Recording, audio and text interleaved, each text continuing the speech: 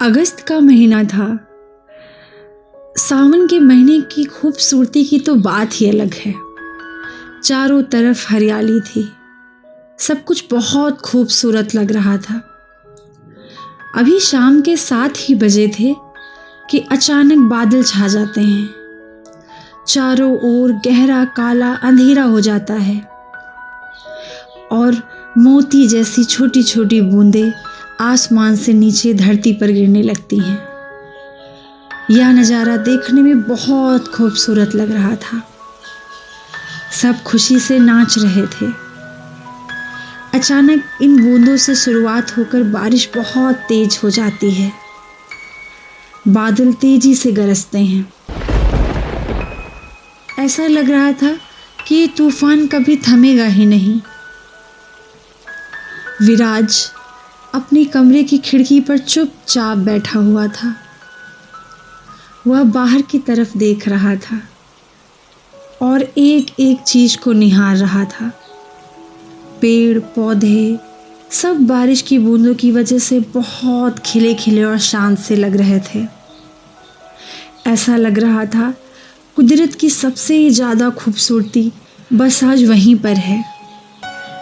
पर ना जाने क्यों इतनी खुशियों और खूबसूरती के बाद भी विराज के चेहरे पर एक बहुत गहरा दर्द था। वह अपनी गहराइयों में और अपने दर्द में डूबा हुआ था कि तभी उसकी बहन आयुषी आकर उससे पूछती है, भैया, मम्मा ने पूछा है आपके लिए भी पकौड़ी बनाऊं क्या आप कुछ और खाओगे? विराज कहता है, नहीं, मुझे कुछ नहीं खाना। और ये कहकर बहन के जाने के बाद दरवाज़ा अंदर से बंद कर लेता है और अपने अलमारी को खोलता है, जिसमें से छिपा कर रखे हुए एक हाफ हार्ट के लॉकेट को निकालता है और उसे देखता है। उसे देखते ही उसकी आंखों से आंसू छलक जाते हैं। विराज का ये दर्द बहुत गहरा था, जिससे वो अक्सर हर रोज लड़ता और जीतता था। आज से 4 साल पहले की बात है। यही कुछ सावन का महीना था। कुछ ऐसी ही शाम थी। विराज बाइक से अपनी कोचिंग से घर की तरफ लौट रहा था। धीरे धीरे बारिश बहुत तेज हो रही थी और मुंबई की बारिश का तो क्या ही कहना। विराज बाइक तेज करता है कि तभी अचानक यू टर्न लेते समय एक 27 साल की शादीशुदा लड़की उसके सामने आ जाती है। उस लड़की का नाम सुहानी होता है। विराज उसे बचाते हुए तेजी से गाड़ी का ब्रेक लगाता है और बिजली कड़कती है, पर सुहानी बच जाती है। अंधेरी रात थी, घना काला अंधेरा था। तेज बारिश की वजह से स्ट्रीट लाइट भी बंद हो गई थी। बिजली कड़कने की आवाज़ तेज हो रही थी कि तभी बिजली के उजाले में वो एक नज़र सुहानी को देखता है और बस देखता ही रह जाता है। प्लेन गुलाबी शिफॉन की साड़ी बारिश की वजह से सुहानी के बदन से चिपक गई थी। उसका भीगा पतला शरीर विराज को मदहोश कर रहा था। उसके भीगे काले खुले बाल, घबराहट और डर से भरा उसका चेहरा, गुलाबी होंठ, पतली आंखें, सब एक नज़र में विराज के दिल में उतर चुका था। विराज उसे ऊपर से नीचे तक अपनी नशीली नज़रों से निहारता है। उसकी खूबसूरती विराज को मदहोश कर रही थी। विराज की निगाहें उसकी पतली सी खूबसूरत कमर पर टिक जाती हैं। वो उस पल में खुद को भूल चुका होता है कि तभी कांपती हुई आवाज़ में सुहानी विराज से कहती है, प्लीज़ मेरी हेल्प कर दीजिए, मैं बारिश में फंस गई हूँ। कोई भी ऑटो, बस, कोई भी कन्वेंस नहीं मिल रहा है। जैसे ही ये शब्द विराज के कानों में पड़ते हैं, विराज का ध्यान हटता है और वो सुहानी से कहता है, मैम बारिश बहुत तेज़ है, तूफ़ान और तेज़ हो सकता है, आपको कहाँ जाना है? सुहानी जवाब देती है, मेरा घर यहाँ से बस 6 किलोमीटर की दूरी पर है।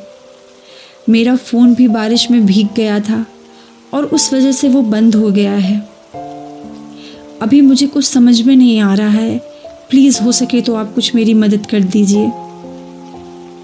विराज को कुछ समझ में नहीं आ रहा था वो उसे क्या जवाब दे, क्योंकि वहाँ पर सच में कोई भी कन्विंस नहीं मिल रहा था। विराज कहता है, मैं आपको आपके घर तक छोड़ देता हूँ।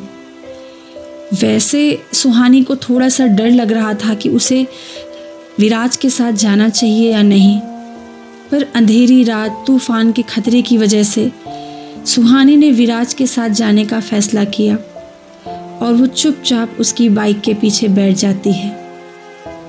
सुहानी बारिश में बुरी तरह से भीग चुकी थी। अभी भी बारिश रुकने का नाम नहीं ले रही थी। सुहानी ठंड से कांप रही थी। वो अपने शरीर की थोड़ी सी गर्माहट के लिए विराज से थोड़ा सट के बैठ जाती है। जैसे ही उसका भीगा बदन विराज के शरीर से टच करता है, विराज बहुत ही अलग एहसासों को महसूस करता है, पर दोनों चुपचाप थे। करीब 3 किलोमीटर का रास्ता तय हो गया था कि तभी अचानक रास्ते में एक बड़ा सा टूटा हुआ पेड़ था, जिसकी वजह से रास्ता बंद हो गया था। वहाँ इंसान तो दूर, कोई जानवर या पक्षी भी नहीं दिख रहा था। सब इस तूफान की वजह से अपने अपने घरोंदों में जाकर छुप के बैठे थे। सुहानी ठंड से कांप रही थी कि तभी ओले पड़ने लगते हैं, हवाएं और तेज हो जाती हैं। विराज और सुहानी भागकर एक पेड़ के नीचे खड़े हो जाते हैं। वो पेड़ एक पीपल का पेड़ था। उन्हें लगता है कि शायद वो कुछ खुद को बचा सकते हैं, पर बारिश इतनी तेज थी, वहाँ रुकना भी उनके लिए ठीक न था। बिजली कड़कती है। वो एक पल था जब सुहानी विराज को सही से देखती है। विराज करीब 22 साल का हट्टा कट्टा नौजवान लड़का था। उसकी आंखें बड़ी और नशीली थी। सुहानी उससे कहती है, अब क्या होगा, हम कैसे जाएंगे यहाँ से? विराज कहता है, मैम आगे जाना आप खतरे से खाली नहीं हैं। तूफ़ान बहुत तेज हो गया है और हम यहाँ भी ज़्यादा देर तक खड़े नहीं रह सकते। अगर कोई पेड़ वगैरह गिर गया तो कुछ भी हो सकता है। मुझे मेरी जान बहुत प्यारी है, आप अपना मुझे बता दीजिए। सुहानी बहुत घबरा चुकी थी और वो बोलती है, तो अब हमारी मदद कौन करेगा? हम यहाँ से कैसे निकलेंगे? मैं अपने घर तक कैसे जाऊँगी? विराज कहता है, मैम यही मेरा घर पास में ही है। मेरा घर वहीं पे है जहाँ से मैंने आपको लिफ्ट दी। मैं आपको छोड़ने के लिए बस यहाँ तक आ गया, वरना अब तक मैं मेरे घर पर चाय पी रहा होता। मेरा ख्याल है कि आप मेरे घर चलें और सुबह अपने घर चले जाना, क्योंकि यहाँ 5 मिनट और रुकना खतरे से खाली नहीं, ओले तेज हो रहे हैं। सुहानी के पास और कोई रास्ता नहीं था। कहीं न कहीं सुहानी को भी अब विराज पर भरोसा हो गया था, क्योंकि उसने कोई बिना गलत हरकत किए उसकी मदद की थी। सुहानी जल्दी से बाइक पे पहुंचती है और विराज फटाफट गाड़ी स्टार्ट करता है और वापस पीछे की तरफ जाते हैं। करीब 7 मिनट में दोनों विराज के घर पहुंच जाते हैं। विराज जल्दी से अपनी पॉकेट से घर की चाबी निकालता है और घर का ताला खोलता है। दोनों अंदर जाते हैं। सुहानी देखती है कि वो घर किसी मंदिर से कम नहीं था। सब कुछ बहुत खूबसूरत था। सारी चीज़ें बहुत ही व्यवस्थित ढंग से थी। सुहानी पूछती है, आप यहाँ अकेले रहते हैं? इस पर विराज जवाब देता है, नहीं, मैं, मेरी मम्मी छोटी बहन और पापा। सुहानी कहती है तो फिर कोई दिखाई नहीं पड़ रहा है। उस पर विराज कहता है पापा बिजनेस के काम से दिल्ली गए हुए हैं और माँ और बहन परसों रक्षाबंधन के लिए मामा के घर गए थे, पर मौसम ख़राब होने की वजह से वो अभी तक नहीं लौटे। सुहानी उससे उसका नाम पूछती है और विराज अपना नाम बताता है। वो उससे पूछती है कि वो क्या करता है। विराज उसे बताता है वो बीटेक सेकेंड ईयर का स्टूडेंट है। ये सब बातें हो ही रही थी कि विराज सुहानी की हालत देखते हुए कहता है ये सब बातें हम बाद में कर लेंगे, पहले आप अपनी हालत देखिए, अपने कपड़े बदल लीजिए वरना आप बीमार हो जाओगे। जाने क्यों विराज सुहानी को अच्छा लगने लगा था, शायद इसलिए उसने उसकी मदद की थी या फिर किसी और कारण से, ये उसे भी समझ में नहीं आ रहा था। पर सुहानी उसे देखकर मुस्कुराती है। विराज सुहानी को अपनी लोअर टी शर्ट लाकर देता है और गेस्ट रूम की तरफ इशारा करते हुए जाने को कहता है। सुहानी गेस्ट रूम की तरफ जाती है और अंदर जाकर धीरे से दरवाज़ा लॉक करती है। विराज भी अपनी टी शर्ट उतार देता है क्योंकि वो बहुत भीग चुका था। कमरे के अंदर जाकर सुहानी अपने कपड़े चेंज करने लगती है।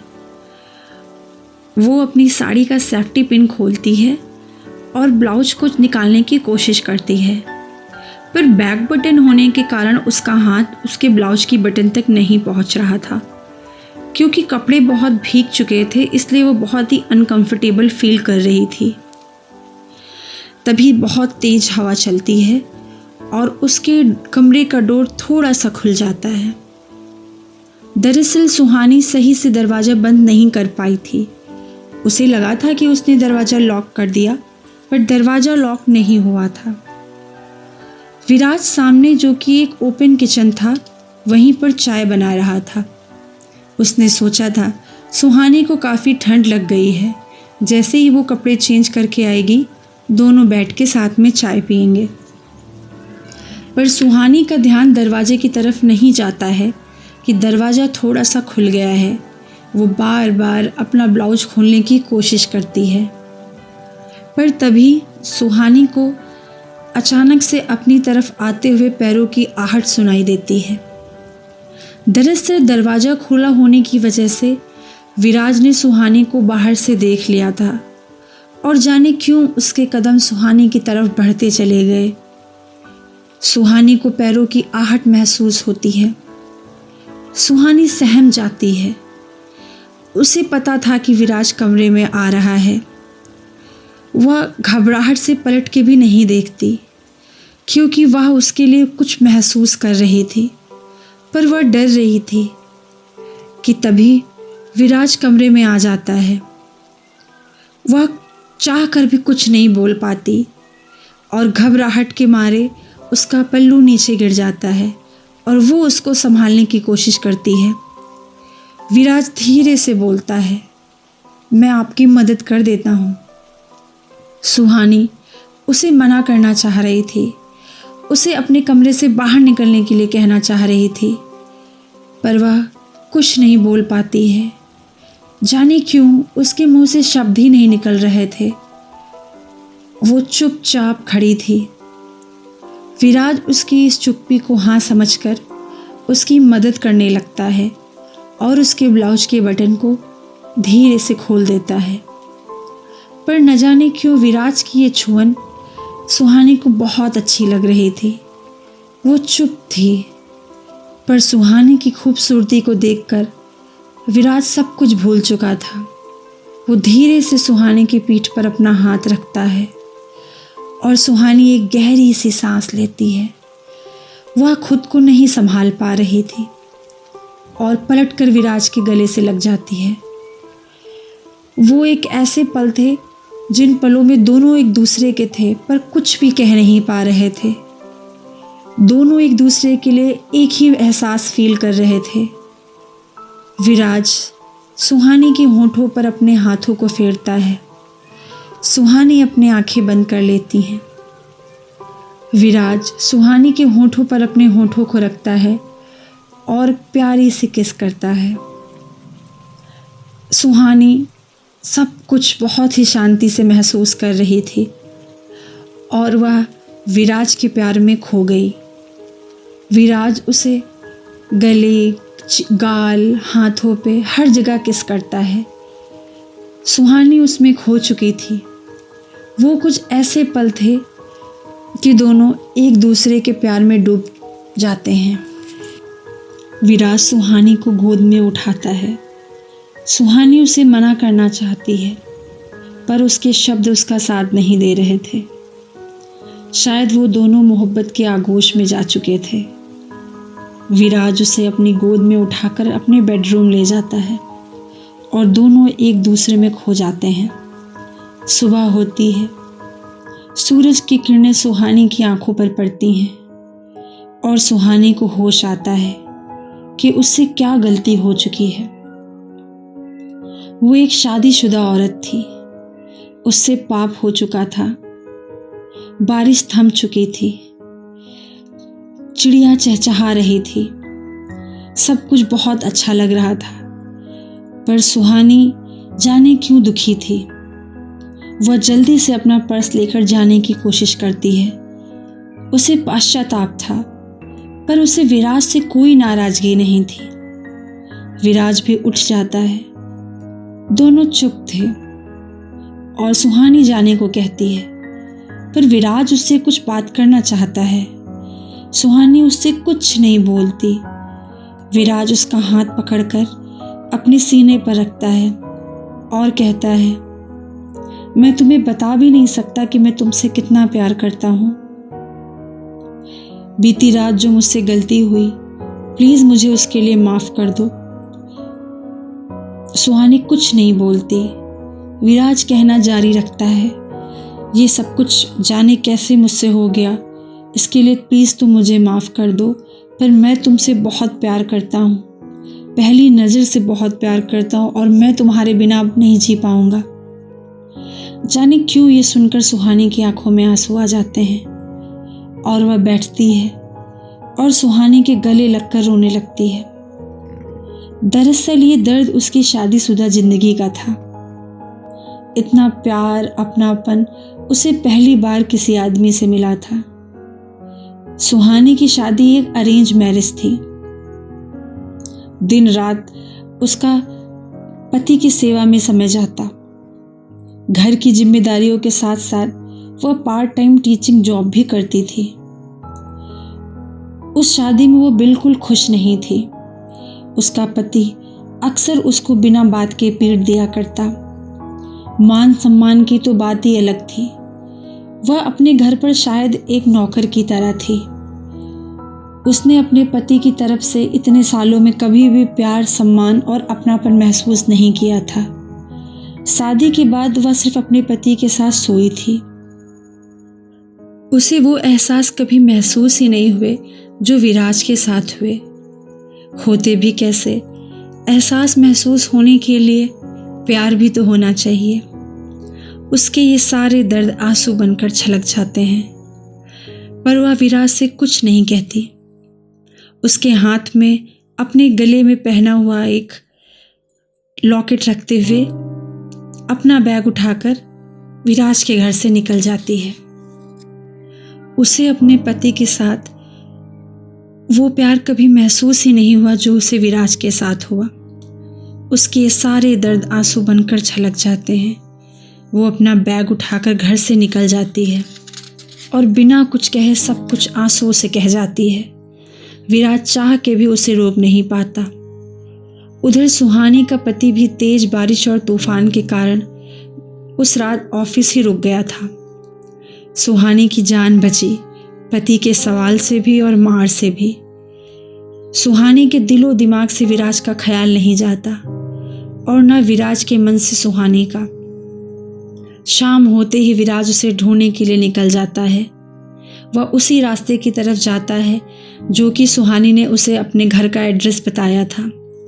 कई दिनों तक उधर चक्कर काटता रहता है। आखिरकार वो एक दिन सुहानी को ढूंढ ही लेता है और धीरे धीरे उनकी बातचीत शुरू होती है। पर सुहानी के दिमाग में कुछ और ही चल रहा था। सुहानी और विराज एक दूसरे से सच्ची मोहब्बत करने लगे थे, जिस मोहब्बत को समाज और परिवार कोई नहीं समझता।